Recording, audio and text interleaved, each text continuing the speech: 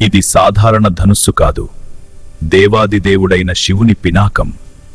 దీనిని ఎత్తగలిగినవాడే సీతను వరించగలడు. ఒక్కొక్కరుగా రాజులు ప్రయత్నించారు, కాని ఆ పినాకాన్ని కదిలించలేకపోయారు. మిథిలారాజు జనకుడు ఆలోచించాడు, ఈ ధనుస్సును ఎత్తగలిగినవాడు ఎవరూ లేరా? అప్పుడు అయోధ్య యువరాజు శ్రీరాముడు సభలోకి అడుగుపెట్టాడు. ఆయన వెంట లక్ష్మణుడు.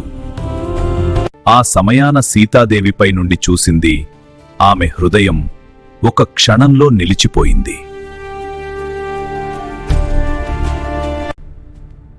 రాముడు ఆ పినాకాన్ని శాంతంగా పరిశీలించాడు.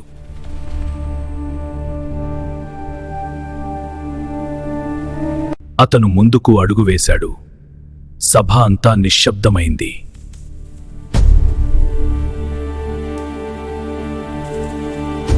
ఒక్క క్షణంలోనే రాముడు ఆ ధనుస్సును ఎత్తాడు.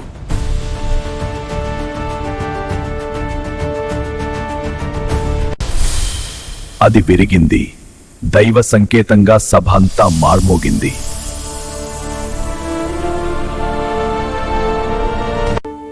సీత తన వరుణ్ణి గుర్తించింది. మాలలతో తన హృదయాన్ని అర్పించింది.